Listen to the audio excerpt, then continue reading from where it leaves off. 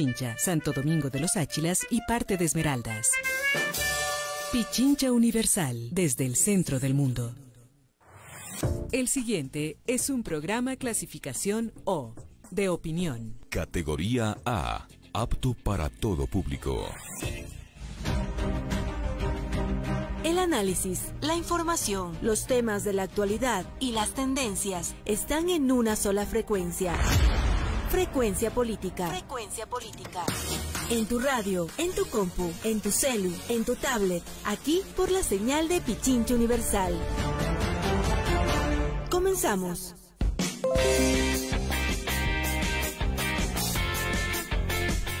Un saludo con todos, bienvenido Emilio, quien nos acompañará por unas semanas, mientras nuestro compañero Pavel Muñoz se encuentra con permiso. Les invito a mantenerse conectados a través de Pichincha Universal en Frecuencia Política en la 95.3 en Quito y en la 94.5 en el noroccidente de Pichincha.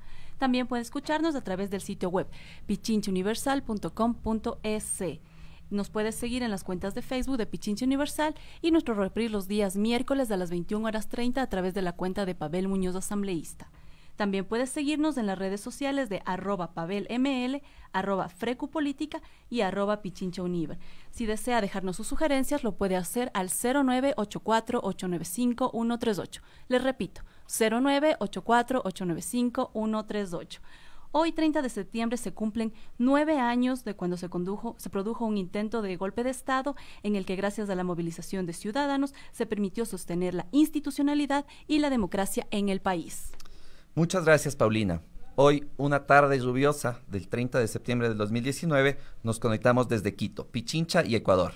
Les extendemos un cordial saludo a todos los radioyentes, deseándoles una muy buena tarde. Bienvenidas y bienvenidos a una nueva entrega de Frecuencia Política. Entre las novedades, la Coordinadora Nacional por la Paz, la Soberanía y la No Injerencia expresó su repudio frente a la decisión del gobierno del presidente de Ecuador, Lenín Moreno, de renunciar al Tratado Constitutivo de la Unión de Naciones Sudamericanas, UNASUR, y con ello, al ser Ecuador sede, el eventual traspaso del edificio que pertenece a los países miembros a control exclusivamente ecuatoriano. La agrupación realizó un plantón en los exteriores del edificio del organismo internacional en la mitad del mundo. En el cambio climático, gente de todas las edades han respondido con contundencia a esta convocatoria mundial, que ha trascendido a los jóvenes y ha alcanzado a todos los sectores, para reclamar esfuerzos que permitan salvar el planeta. Ecuador se encuentra en segundo lugar de embarazo adolescente a nivel regional. El 80% de los casos responden a violencia sexual. Saludemos a la producción del programa, Paulina Enríquez, María Belén Proaño, en el Minuto DS y nuestros amigos en controles de Radio Pichincha Universal.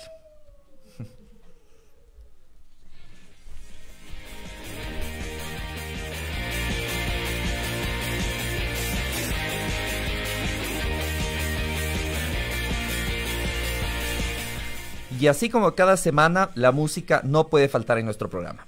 Es por eso que programamos con ustedes los temas en homenaje de Sonia Basanta Vides, más conocida como Totó la Mopocina. Nació el 1 de agosto de 1940. Es una cantante de música folclórica de la costa del Caribe colombiano. Grabó su primera producción en Francia en el año 1983. Posteriormente se dedicó a recorrer Europa y estudiar en la Universidad de la Sorbona en París. Totó continúa trabajando incansablemente para promover la música de su tierra natal, impulsada por la pasión y la alegría simple de hacer conciertos. Su enfoque realza la lucha social que han tenido las comunidades colombianas por años y con la que nosotros como latinoamericanos nos podemos sentir muy relacionados. Ahora con ustedes, Prende la vela de Totó la Mopocina. Disfruten.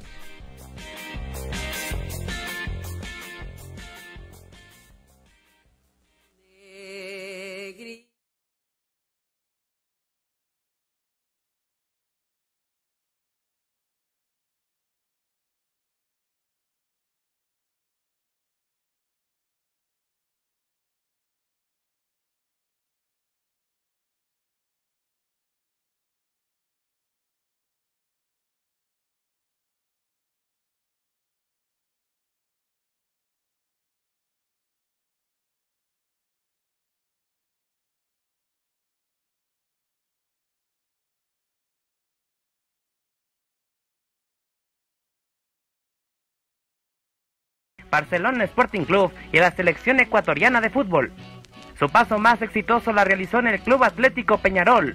Cabeza Mágica disputó 12 temporadas desde 1959 hasta 1970, alcanzando 8 títulos a nivel nacional, 3 Copas Libertadores, 2 Copas Intercontinentales y una Supercopa de Campeones Intercontinentales. Por su destacada participación en Uruguay, fue llamado varias veces para formar parte de la Celeste, pero Alberto Spencer se negó a nacionalizarse, aunque jugó en varias oportunidades con los uruguayos.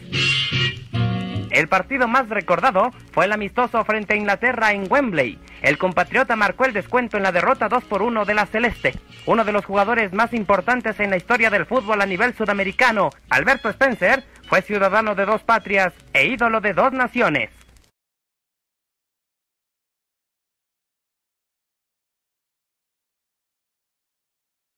Naturales como agua, madera y petróleo es tan grande que para satisfacer nuestras necesidades requerimos de 1.6 planetas Tierra. ¿Qué quiere decir esto? Que estamos utilizando muchos más recursos de los que el planeta provee, trayendo graves problemas como la sobreexplotación, la destrucción de ecosistemas, la contaminación y la extinción de animales y plantas. ¿Qué podemos hacer? Cambiar nuestra rutina y hábitos cotidianos para disminuir nuestra huella ecológica. La demanda de papel es cada vez más alta.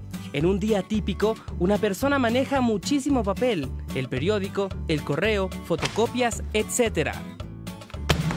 En promedio, una persona utiliza 500.760 hojas de papel a lo largo de un año, lo que es equivalente a 16 resmas de papel o 59 árboles. ¿Qué podemos hacer para ayudar? Si envías documentos para revisión, lectura o análisis, puedes hacerlo a través del correo electrónico. Si vas a imprimir papel, utiliza la doble cara y reduce el tamaño de letra de los documentos para aprovechar al máximo la cantidad de páginas que se van a imprimir. Separa y recolecta todo el papel utilizado para entregar a los recicladores. Reciclar 100 kilogramos de papel salva la vida de 7 árboles. Como puedes darte cuenta, estos sencillos cambios en la rutina pueden hacer la diferencia. No te pierdas la próxima semana un nuevo capítulo de Nuestra Huella, aquí, solamente en Pichincha Universal. Y como diría Yoda, planeta cuidar, debes tú. Muchas gracias. Sí, sí.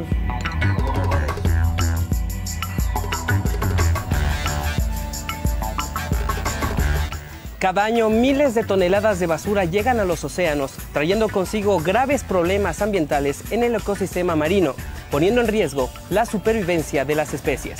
Cada semana en este programa te mostraremos diversos consejos para convertirte en un consumidor responsable, amigable con el ambiente y así disminuir nuestra huella ecológica. En Quito se recogen diariamente 2.000 toneladas de residuos. Con esta cantidad de desechos podríamos llenar el Estadio Olímpico Atahualpa en tan solo 2 meses. El 24% de estos residuos corresponden a materiales potencialmente reciclables. Sin embargo, solo 1 de cada 100 hogares los separa y entrega a recicladores. ¿Cómo podemos hacer para tener un manejo adecuado de nuestros desechos? Seguramente habrás escuchado sobre las 3 R's: reducir, reutilizar y reciclar. Esta frase debe convertirse en una práctica cotidiana de tu rutina. Para reducir, no utilices productos de un solo uso, como por ejemplo sorbetes, fundas, entre otros.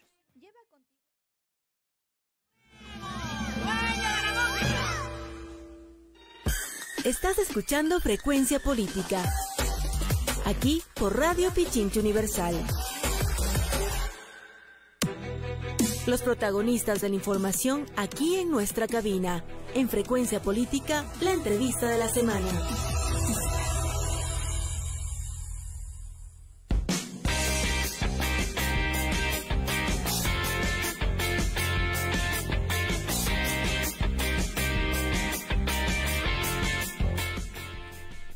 Hoy haremos una evaluación de la democracia junto a nuestra invitada Carol Murillo. Ella es licenciada en Sociología y Ciencias Políticas, magíster en Relaciones Internacionales con Relaciones Económicas e Internacionales, magíster en Estudios de Cultura con mención en Literatura Hispanoamericana, profesora de la Facultad de Ciencias Sociales y Políticas de la Universidad Central.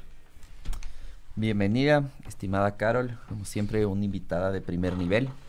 Hoy, con la ocasión del 30 de septiembre, te invito a que mantengamos un diálogo sobre qué es lo que en Ecuador se considera democracia, porque al parecer la democracia es tal actualmente en la medida en la que conviene a los intereses de ciertas personas, pero hoy es una fecha que tiene que recordarse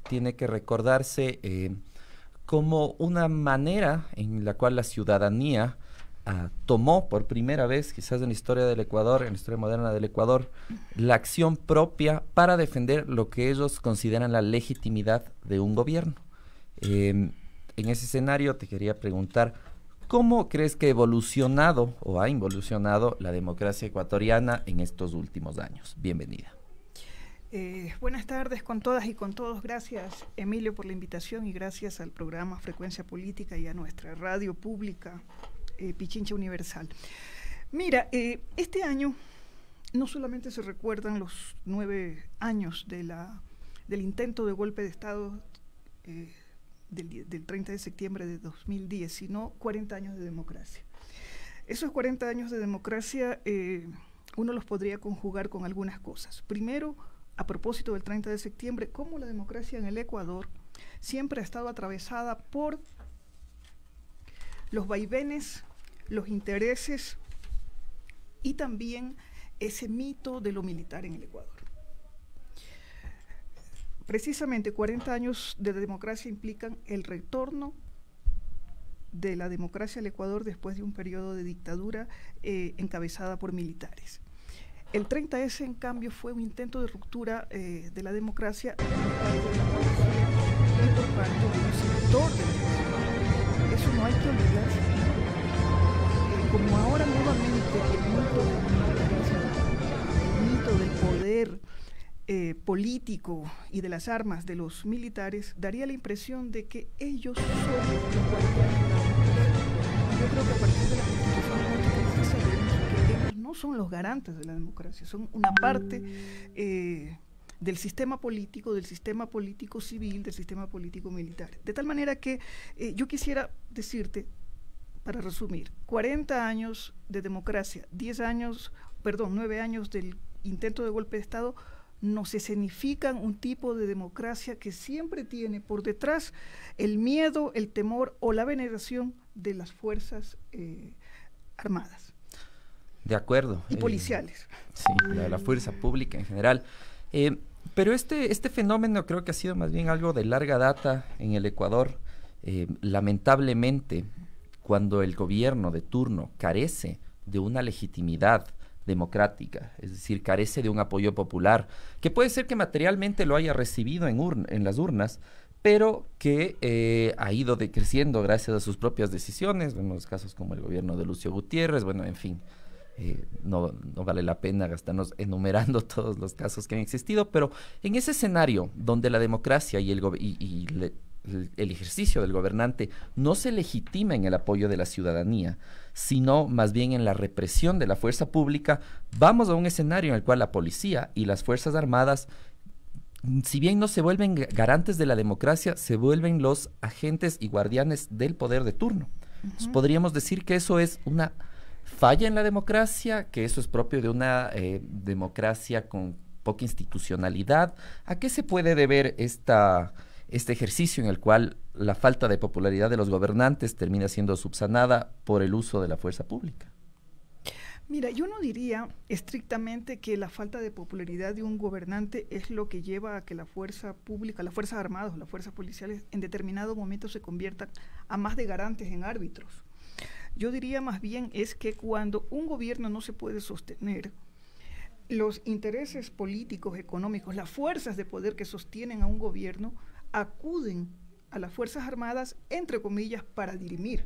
Sin embargo, algunos mandos altos de las Fuerzas Armadas negocian en nombre ni siquiera de la estabilidad del gobierno, sino del peso político, del peso de su garantía de las armas, que esa es la fuerza de presión que tienen. El uso bruto de la fuerza. No, y ni siquiera del uso, sino de la potencialidad del uso. Claro.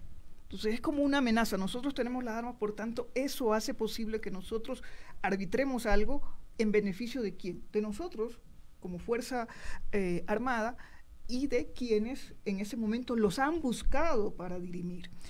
Pero fíjate tú, a mí me gustaría hablar del 30 de septiembre hoy, precisamente porque yo creo que lo que ha pasado en el Ecuador a partir de mayo del 2017 es la segunda parte del 30 de septiembre.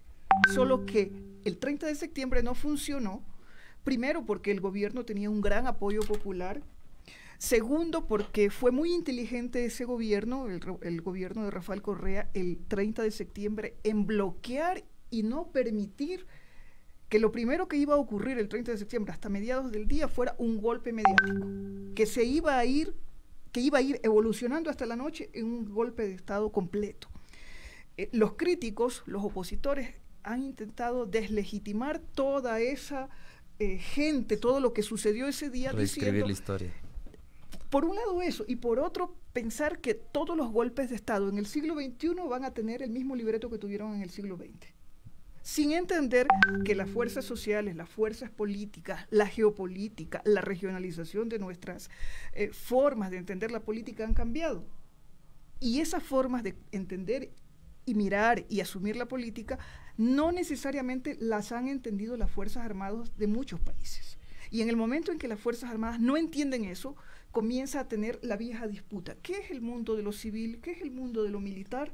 Una disputa que se está tratando de volver a poner en vigencia para repartir también ciertos beneficios. Exactamente, Emilio, exactamente. Entonces yo creo que si miramos en perspectiva y hacemos un análisis, digamos, con un enfoque de distintas aristas, lo primero que salta a la vista es que lo que estaba en juego el 30 de septiembre de 2010 era la continuidad de una forma de poner, de aplicar la Constitución de Montecristi.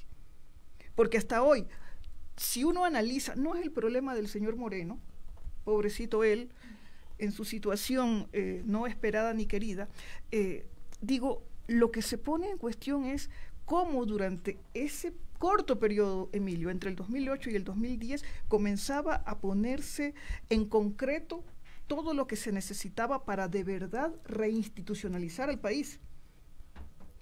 Hay una serie de cosas que los mandatos de la Constitución de Montecristi empujaban a que el gobierno hiciera y que la Asamblea hiciera, porque no nos olvidemos, los actores que estuvieron involucrados en el 30 de septiembre del 2010 era el Ejecutivo, la Asamblea Nacional, las Fuerzas Armadas y la nueva distribución del poder a partir de la Constitución del 2008. De tal manera que si nosotros miramos cómo se movieron esos actores y lo analizamos desde el hoy, allí uno encuentra la continuidad de lo que significó lo que se ha dado en llamar la traición de Lenín Moreno.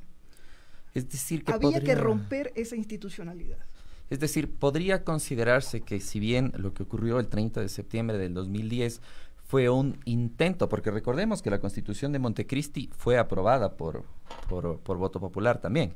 Entonces, vemos dos momentos, pero el tónico sigue siendo el mismo. En el 2010 tú tienes un intento de deslegitimar y de posicionar por sobre voto popular mediante la fuerza a otro tipo de gobierno. Y para mí es fundamental entender aquí, hacer una diferenciación entre qué es lo que se considera como un gobierno popular. Popular no me refiero necesariamente al término de las cifras, sino un gobierno que gobierne efectivamente para la mayoría de ciudadanos. Entonces, en ese sentido, creo que en ese primer momento, el 2010, fue un intento, como tú bien dices, que viene del legado de cómo la fuerza pública había gestionado o garantizado, entre comillas, la democracia, que es mediante el uso de la represión, y que extrañamente logra consolidarse en el 2017 con el uso de vías institucionales, o más bien con el quiebre de esas vías institucionales, dotándoles de legitimidad con regímenes transitorios. En ambos casos podríamos decir que el gran perdedor ha sido el voto popular. Bueno, en el 2010 no, porque no se logró, pero en el 2017 el voto popular ha sido el que fue venido a menos con el accionar de los transitorios, en este caso. ¿Cómo lo verías? Recordemos una cosa. Supuestamente el motín policial la sublevación, la revuelta, como han dado en llamarle últimamente en los medios de comunicación para referirse a ese hecho, para esconder que había atrás de eso un golpe de Estado en ciernes, es que se oponían a los cambios de la ley orgánica de servicio público. Entonces, era entender que los policías se iban a regir por una ley y que iba a ser redireccionado su papel dentro del ámbito de lo público. A eso se oponían. Los medios y algunos voceros desinformados de la policía ese día, decían que se les iban a quitar una serie de derechos. Sin embargo, cuando en el transcurso del día lo que se vio era que los policías de bajo rango, desde la media hacia abajo, no estaban informados. Familiarizados y además, con lo que no solo que no estaban familiarizados, sino que no entendían que a partir de 2008 el país tenía, y la Asamblea tenía que legislar leyes orgánicas para ese cambio institucional y además ¿para qué? Para que se pusiera en vigencia lo que ahora decimos muy fácilmente reinstitucionalización. Ellos ahora dicen desinstitucionalización. Y otros, más avesados en el uso semántico de las palabras, dicen descorreización. Todas esas palabras son para esconder el deseo de acabar con una institucionalidad que cambiaba las reglas del juego a las fuerzas políticas de este país y al entendimiento de qué era el Estado ecuatoriano en ese momento. Entonces, el gobierno, que tenía muchísimo apoyo y que terminó con muchísimo apoyo después de eso, 7 años después, estaba cumpliendo un mandato popular, porque en mucho tiempo la gente no había votado por una constitución, y la constitución tenía mandatos que tenían que cumplirse. Tú tienes allí la ley del agua, tú tienes allí la ley de comunicación, tú tienes allí la ley de servicio público, es decir, había una reorganización, una nueva arquitectura institucional que la policía se negaba. Primero porque no entendía la filosofía, porque nadie se dio el tiempo en términos políticos y en términos de lo civil de explicarle su nuevo papel en este escenario nuevo. Te repito, entre el 2007 y el 2010 el país cambió aceleradamente. La gente que se oponía, los medios de comunicación privados, los que se oponían las Fuerzas Armadas, sobre todo ciertos voceros y algunos ex empleados, voy a decirlo así, unos ex empleados de los militares que durante mucho tiempo habían servido a intereses ajenos a los ecuatorianos, es decir, que rendían cuentas a la embajada estadounidense.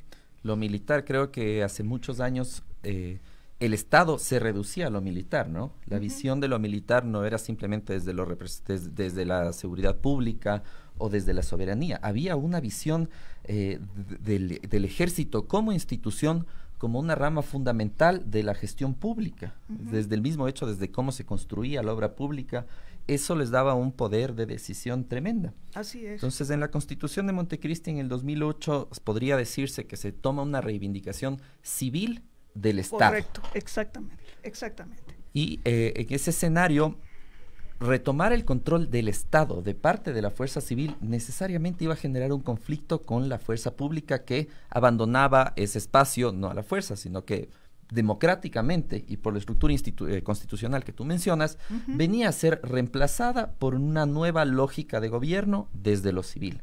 Era de esperarse que se generen las tensiones como efectivamente se generaron, pero lo interesante es visibilizar la agenda que existían detrás de estas tensiones, porque si bien puede ser que varios sectores de la policía y del ejército no estaban bien informados respecto de las reformas, existían actores políticos del 30S que desde la mañana de ese día auguraban un golpe de Estado, es decir, no estaban disputando los beneficios o los perjuicios que según ellos les podía causar a las fuerzas públicas la nueva estructura institucional. Lo que estaban disputando era el gobierno.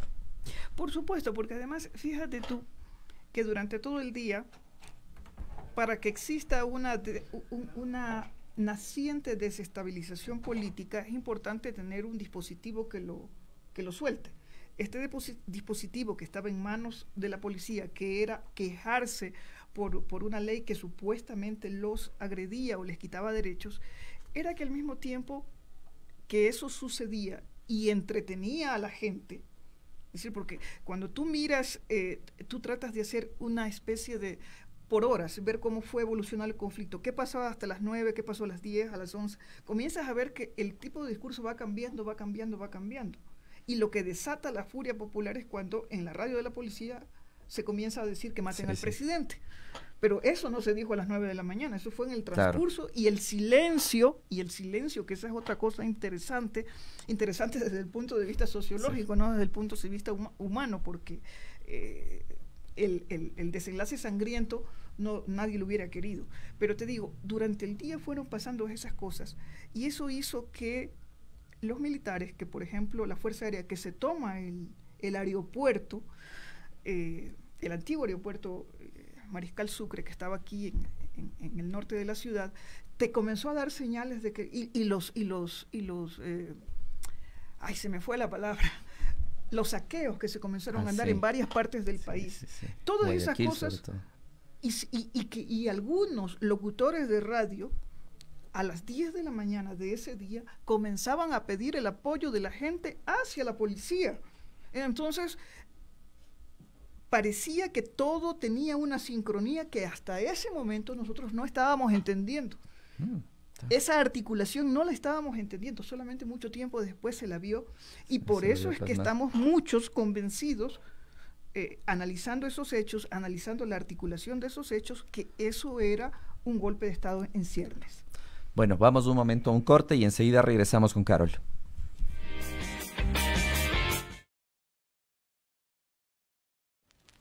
En Pichincha Universal presentamos la historia de Alberto Spencer. Así como se celebran las fiestas de Quito, el 6 de diciembre recordamos el natalicio de Alberto Spencer, también llamado con el sobrenombre de Cabeza Mágica. Un 6 de diciembre de 1937 nacería Alberto Spencer en Santa Elena, que en ese entonces pertenecía a la provincia del Guayas. Al cañonero se lo recuerda por ser el máximo artillero de la Copa Libertadores de América con 54 dianas. Spencer fue jugador del Everest guayaquileño, de Peñarol de Uruguay, Barcelona Sporting Club y la selección ecuatoriana de fútbol. Su paso más exitoso la realizó en el Club Atlético Peñarol. Cabeza Mágica disputó 12 temporadas desde 1959 hasta 1970, alcanzando 8 títulos a nivel nacional, 3 Copas Libertadores, 2 Copas Intercontinentales y una Supercopa de Campeones Intercontinentales. Por su destacada participación en Uruguay, fue llamado varias veces para formar parte de la Celeste, pero Alberto Spencer se negó a nacionalizarse, aunque jugó en varias oportunidades con los uruguayos. El partido más recordado fue el amistoso frente a Inglaterra en Wembley. El compatriota marcó el descuento en la derrota 2-1 de la Celeste. Uno de los jugadores más importantes en la historia del fútbol a nivel sudamericano, Alberto Spencer, fue ciudadano de 2 patrias e ídolo de 2 naciones.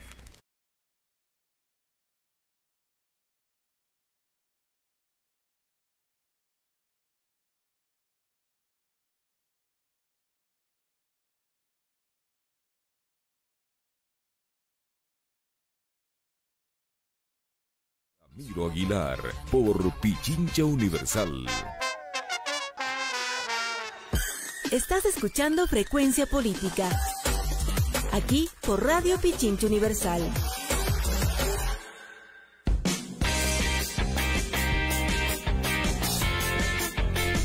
Bueno, regresamos, estimada Carol. Quería ver, si bien hemos conversado que el 30S parece que ya tenía definitivamente una agenda detrás, y esa agenda consistía en desinformar a la fuerza pública para garantizar la sublevación, generar el entorno mediático previamente para permitir que la gente se subleve y que se apoye a la fuerza pública.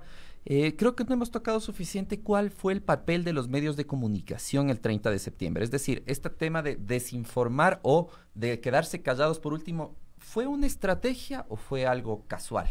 ¿Y qué papel tienen los medios públicos en ese escenario? Mira, en política, en economía, en las guerras, nada es casual. Nada es casual. Primero, porque los medios hasta las 9 de la mañana de ese día estaban informando.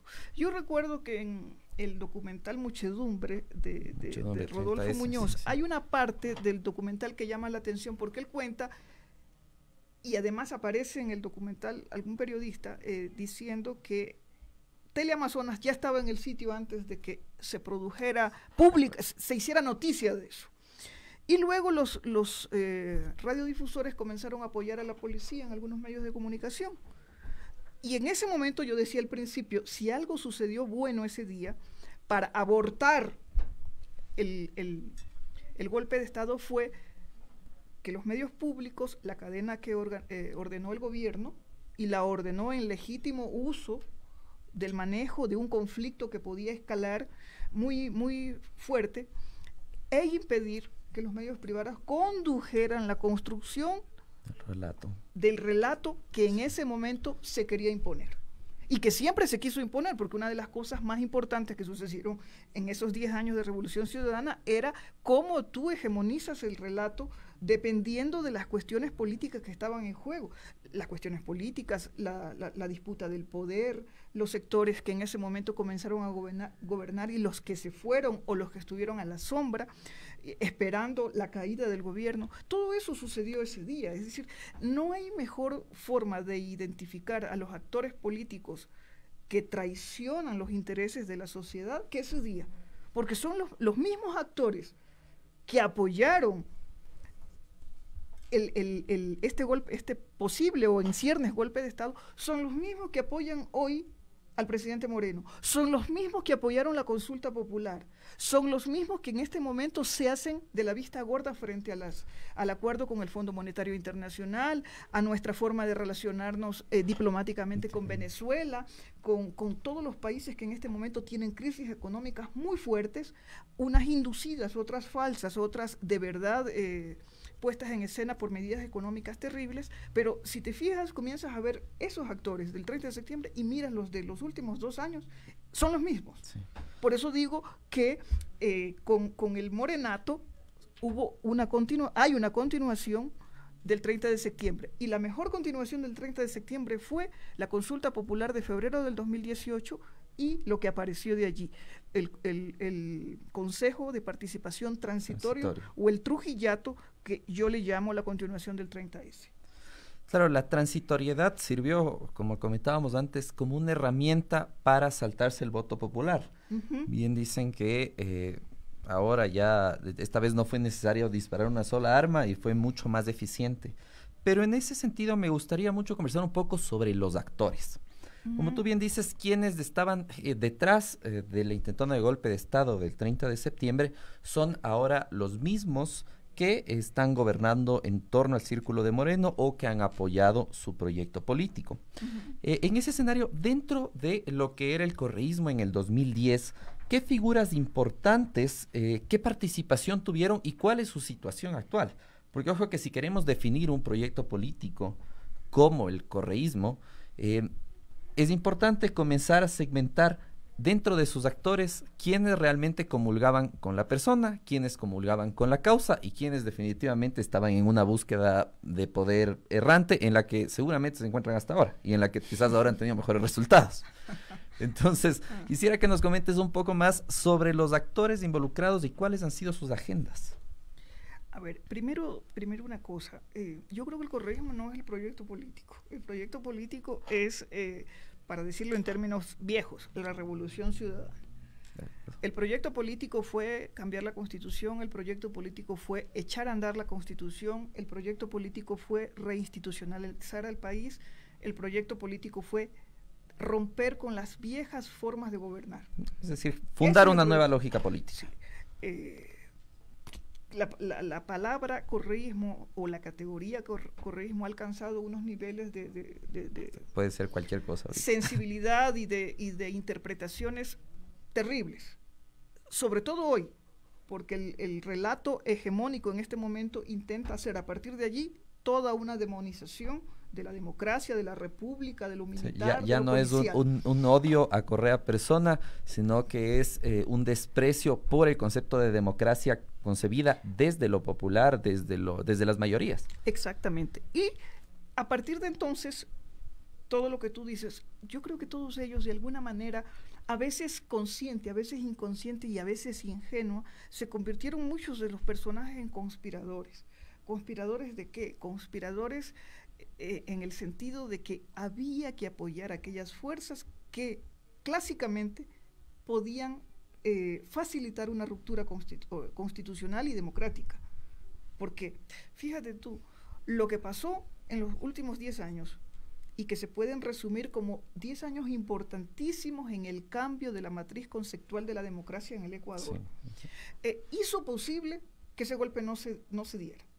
Segundo, hoy, 30 de septiembre del 2019, ¿qué es lo que tú miras en el Ecuador? Primero, unas Fuerzas Armadas, un ministro de Defensa totalmente entregado a los intereses de la embajada estadounidense. Un gobierno que permite que en Galápagos aterricen aviones militares estadounidenses. Tú tienes un problema en la frontera norte terrible, es decir, otra vez la cuestión de lo militar y de lo policial ocupa un espacio enorme. Se vuelve central a la agenda política. Exactamente. Tú mira el tema de Carchi.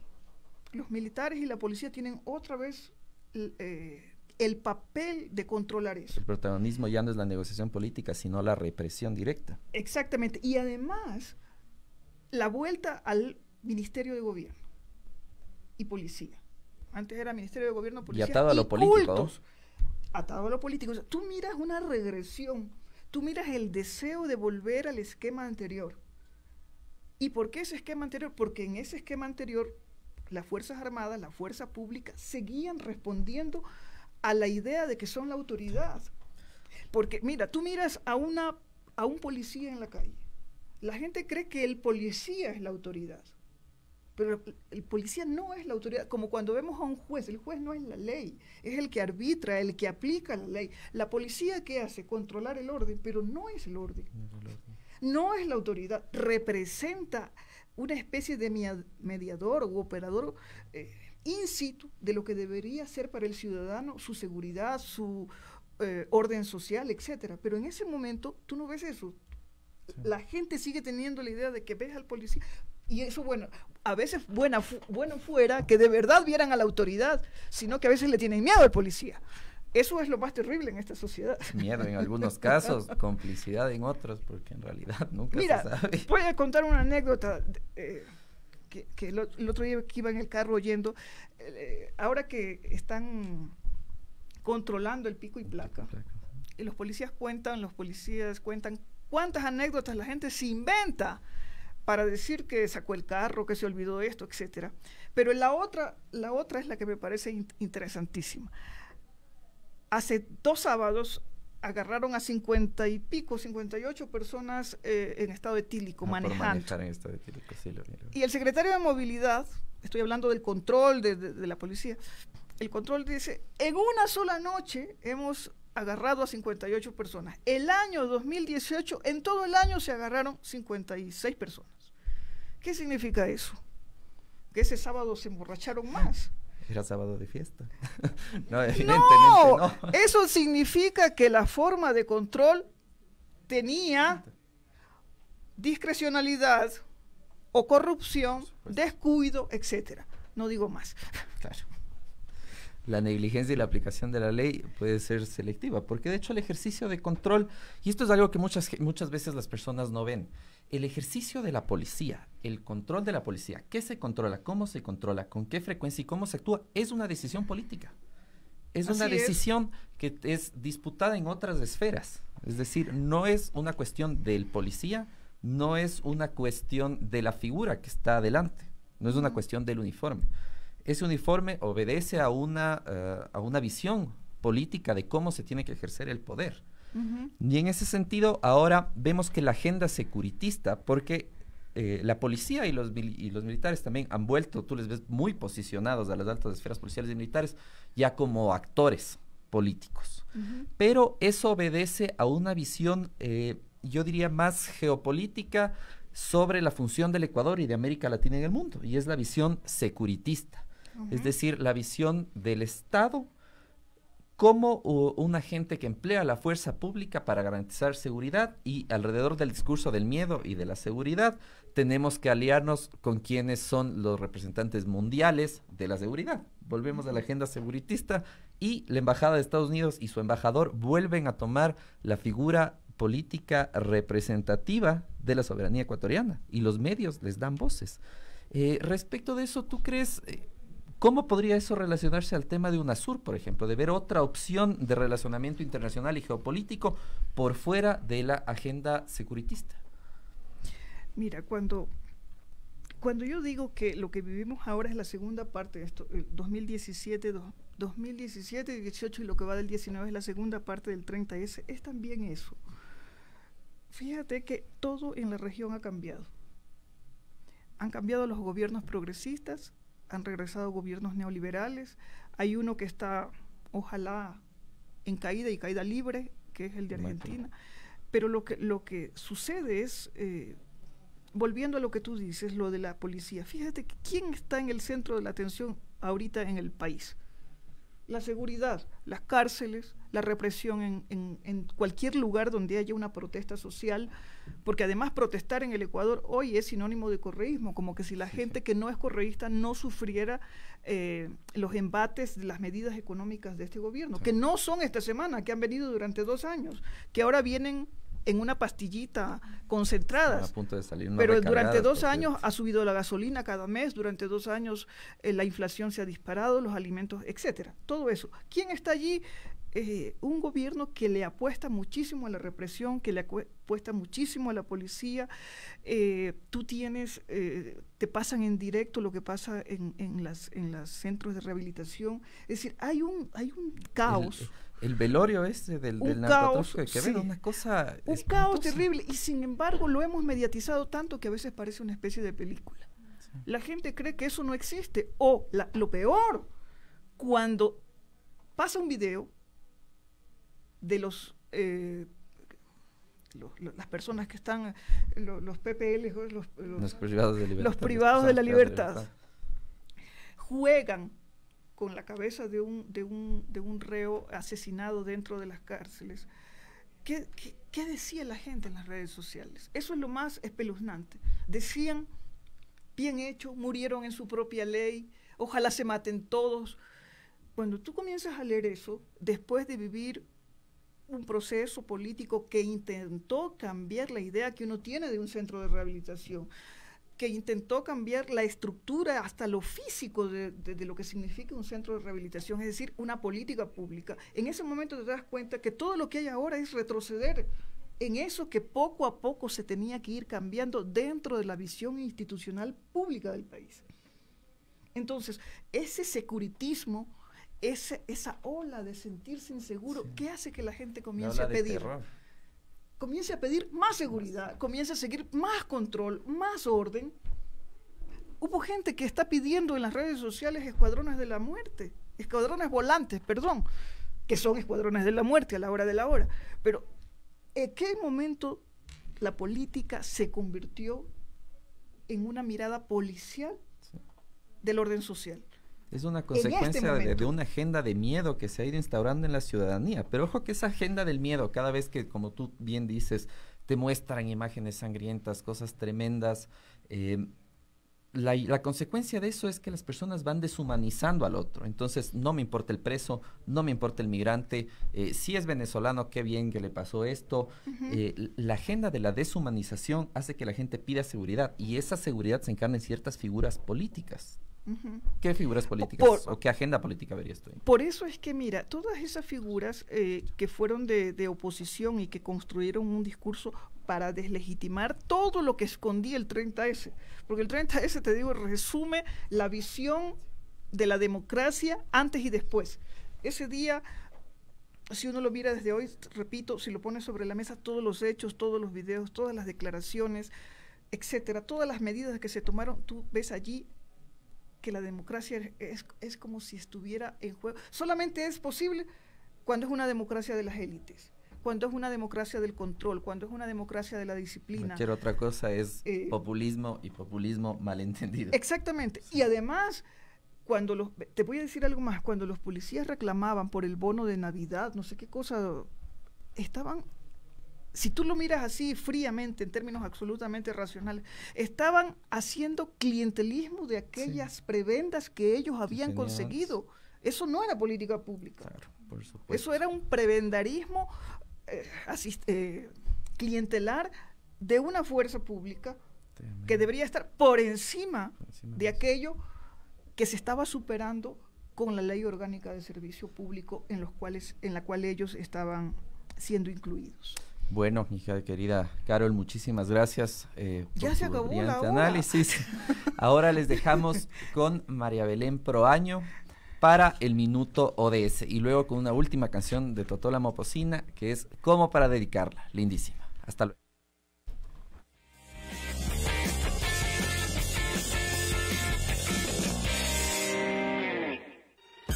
Estás escuchando Frecuencia Política, aquí por Radio Pichincha Universal.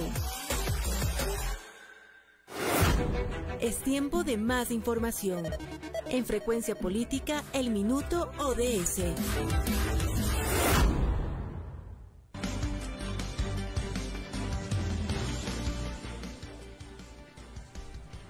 La Agenda para el Desarrollo Sostenible supone grandes desafíos para los países de América Latina, sobre todo en relación con la movilización de recursos internos para financiar las políticas públicas que requieren los ODS.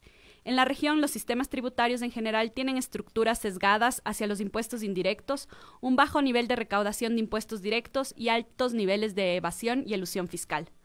La política tributaria adquiere un papel preponderante para crear incentivos para cumplir con los ODS, no únicamente con instrumentos innovadores, sino también reformulando los impuestos que ahora están vigentes. Por ejemplo, la corriente de impuestos correctivos, es decir, aplicar impuestos para evitar comportamientos nocivos relacionados con el ambiente o la emisión de CO2, es decir, impuestos sobre los combustibles y los vehículos. Sin embargo, quizá lo más relevante está en fortalecer los sistemas progresivos para enfrentar los problemas severos de desigualdad que existen en la región. Una de las características fundamentales de los regímenes tributarios de América Latina es la elevada proporción de impuestos generales sobre los bienes y los servicios en el total de los ingresos tributarios de la región. Estos impuestos tienen un sesgo regresivo y por tanto afectan las condiciones de bienestar de la población en general. Ecuador nuevamente se aleja de lo que la Agenda de Desarrollo Sostenible propone. Recientemente eliminamos el impuesto verde y ahora hablamos de aumentar la recaudación tributaria a través de un aumento del IVA, haciendo el sistema más regresivo. Absolutamente todos los documentos y estudios que exploran las necesidades de financiamiento interno para la Agenda 2030 hablan de fortalecer los impuestos a la propiedad y a la riqueza como un instrumento redistributivo.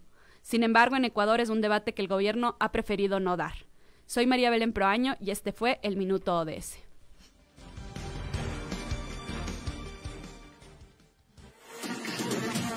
El análisis y la opinión continúa en las redes, en Twitter y en Facebook. Somos @FrecuPolítica.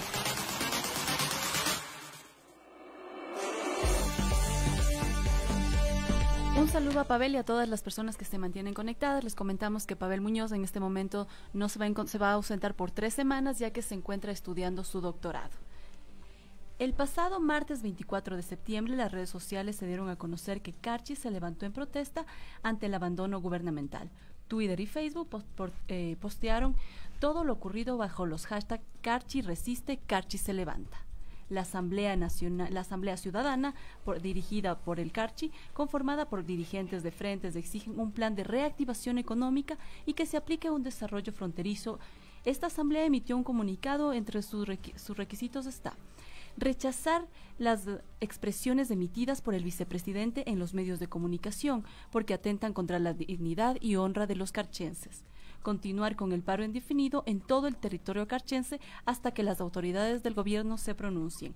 Ante el abandono de los medios de comunicación, las redes sociales se han convertido en la primera fuente de comunicación para saber sobre el acontecer nacional e internacional. En otras noticias relevantes, hay expectativa por la reforma económica que llegará a la Asamblea esta semana. Los proyectos de reforma laboral y tributaria en los que el Ejecutivo trabaja desde hace 6 meses llegarán a la Asamblea entre este lunes 30 de septiembre y el jueves 3 de octubre del 2019. Ayer, domingo 29 de septiembre, estaba prevista una reunión del presidente Lenín Moreno con su gabinete en Guayaquil para afinar los detalles del documento, que al parecer hasta ahora no tienen un acuerdo total. El Ejecutivo presentará las reformas de un escenario económico complicado, con un déficit fiscal elevado, alto endeudamiento público y un deterioro del mercado laboral. En el plano laboral, el gobierno dijo que presentará una reforma para modificar la distribución de la jornada laboral de 40 horas semanales, eliminar el recargo del 15% en contratos eventuales y crear un contrato especial para nuevos emprendimientos. Los bloques del CREO, el Partido Social Cristiano, Suma, el Correísmo y legisladores independientes anticiparon que no darán sus votos para el incremento de impuestos. Estas bancadas controlan la mayoría de curules en la Asamblea Nacional. El oficialismo y sus aliados cuentan con 39 legisladores que intentarán continuar con la agenda del presidente. La Asamblea también legislará sobre el registro de violadores y para frenar abusos de entidades del sistema financiero nacional. El martes 1 de octubre, el Pleno de la Asamblea Nacional iniciará el segundo debate del proyecto de ley orgánica de registro ecuatoriano de violadores, abusadores y agresores sexuales de niñas, niños y adolescentes, así como el primer debate, las reformas a diversas leyes para evitar abusos de las instituciones del sistema financiero nacional. Y se entregará la condecoración Dr. Vicente Rocafuerte al Mérito Social al Servicio Ecuatoriano de Capacitación Profesional, SECAP. Según la convocatoria dispuesta por el presidente de la Asamblea Nacional, César Litardo, pasa para las 10 de la mañana. Los parlamentarios debatirán el informe de la Comisión de Justicia sobre el proyecto de ley de registro nacional para violadores, abusadores y agresores sexuales de niños, niñas y adolescentes. La propuesta tiene como finalidad convertirse en una herramienta legal que permitirá que aquellas personas que han cometido delitos en contra de la integridad sexual queden inhabilitadas para trabajar en actividades relacionadas de manera directa con estos grupos de atención prioritaria. A mediano y largo plazo, la medida preventiva espera reducir la reincidencia en este tipo de delitos. Se registrará a las personas mayores de edad nacionales y extranjeras que han cometido delitos de este tipo, inhabilitándolos por el mismo tiempo establecido en su sentencia condenatoria ejecutoriada. Y finalmente tenemos que, con tristeza, hablar del fallecimiento de José José, cantante mexicano a sus 71 años. Es conocido en el mundo del espectáculo como José José, ha fallecido este 28 de septiembre a los 71 años. Sobre esto informa Televisa, citando a la asistente del intérprete, Laura Núñez. Según trascendió, José José, apodado el príncipe de la canción, perdió la vida en un centro médico de la ciudad de Homestead, en Florida, Estados Unidos, como víctima de un cáncer de páncreas. El artista había alcanzado la fama mundial en 1971, tras su interpretación de El Triste, de Roberto Cantoral, en el Festival de la Canción Latina el año anterior. Un gusto con todos los que se han conectado a este programa. Les invitamos a nuestro reprise del día miércoles a las 21:30 por la cuenta de Pavel Muñoz, asambleísta. Síganos en redes sociales y disfruten de esta gran canción de Totona Motocina. Gracias.